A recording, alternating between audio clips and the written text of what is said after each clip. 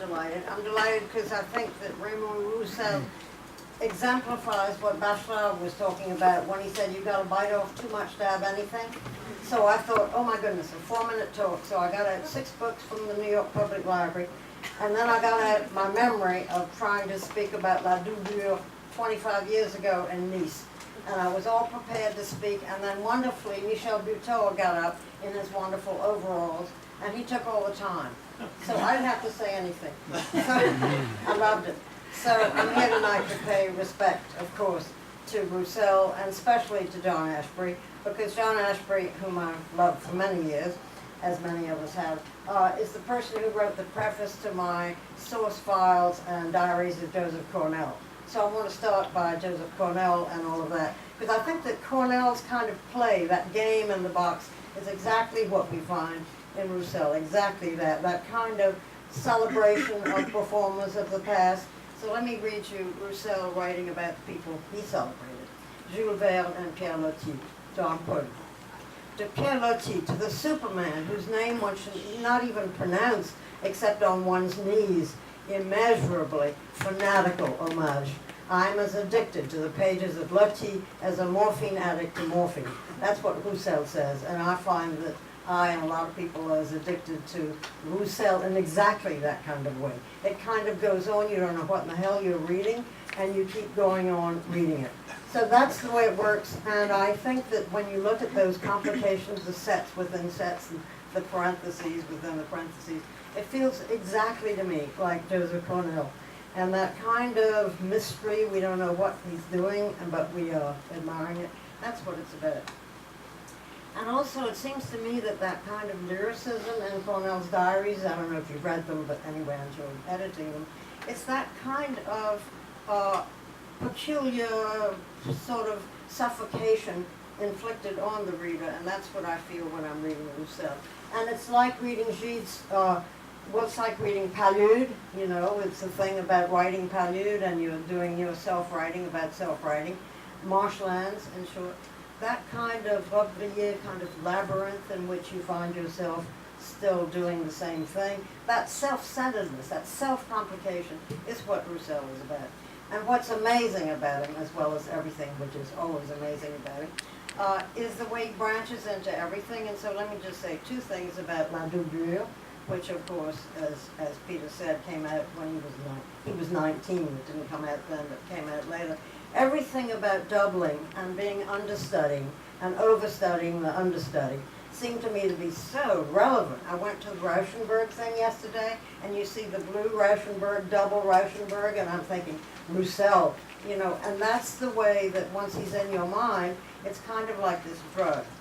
And it seems to me that, you know, La Doublure, of course, means the dresser. It means understudying somebody. So you're thinking of Laurence Olivier doing the dresser and understudying somebody. So it's always about something that it's not always about, but it's always about it anyway. That kind of undoing what you're doing. And let me read one line. And this one line, of course, took me very far. Here we go to the line. This is Roussel. Les vers de la doublure dans la pièce du fort pantalon rouge. So it's the vers, or the verses, or the worms, eating, of course, making holes in the red lining. And I'm thinking of those Baroque poets writing about the Christ, you know, Christ lining was always pourpre. You know, you read Baroque poetry, which is so close to Surrealist poetry. Don't get me started, I won't do that.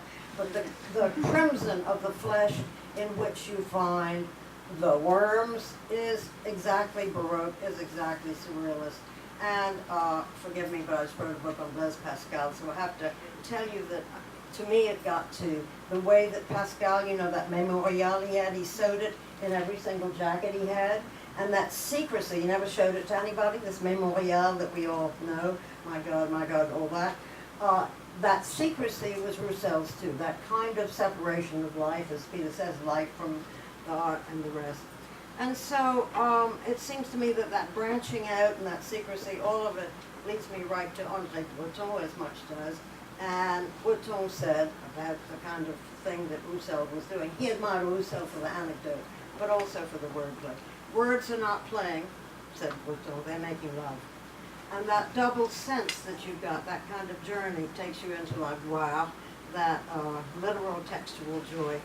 And then, as Peter said, Duchamp saluted Roussel's writings. La Mariée, of course, is based on Roussel. And Eros, c'est la vie, you know, Robert Desnos and all that, who took it up. Those wordplays are also very Rousselian. And it seems to me that that wonderful star that, thank you, Juan, you just gave me, that star was a star that, and I'll read you about it, Roussel went to lunch with Flammarion. He had a little star that he then consumed part of, it broke, and he made a glass, Roussel made a glass thing for it. And Duramar, on whom the star could be eaten, he obviously wanted to appropriate to himself this edible star in a manner more important and actual than simply by eating it. This strange object signified for me the way in which Roussel had achieved his dream of eating a heavenly star. Wow. So that's like Robert Desnos, Man Ray, L'Étoile au Fond, and, you know, L'Étoile de Mer. So it all comes back to Roussel. And I want to end by reading passages from Salvador Dali, who wrote this wonderful book called Hidden Faces. And if you haven't read it, you should read it. And it's totally unreadably wonderful. And I want to read you passages that will remind you of Roussel's art of the detail. Incredible. First of all, he wanted to be very uncomfortable. So he, Dali, sat in a way, he put his foot over his other foot so he'd be very uncomfortable. That was wonderful, because the physical pain augments eloquence, in case you didn't know that. A toothache releases in me an oratorical outburst. I'll read you part of the outburst. Shoes occupying the whole page, perfect products.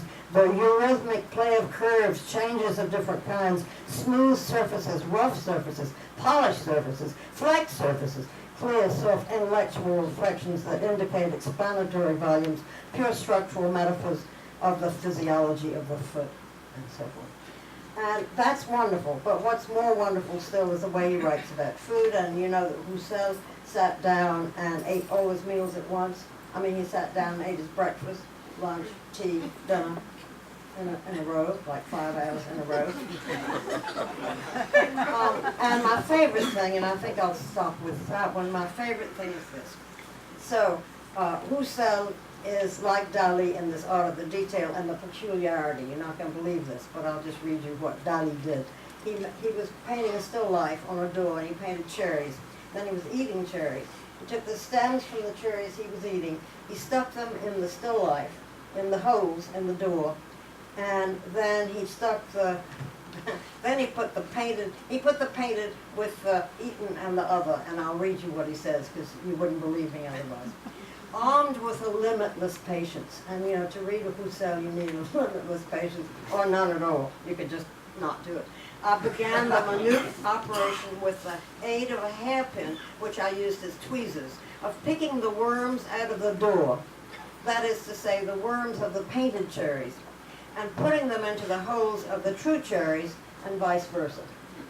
You know, only Roussel and only Dali, and I think that's just exactly where you are. So let me just quote Michel Foucault, since we've already heard about him. He says, and I believe it, every word in Roussel is ruined or restored, filled and emptied by the possibility that there's another within it, or nothing. This forever uncertainty is what leads us on to Roussel, who's both gaming us and turning away. We can in our turn share in his gloire, he so desired, or ourselves turn away. It's our choice. Thank you.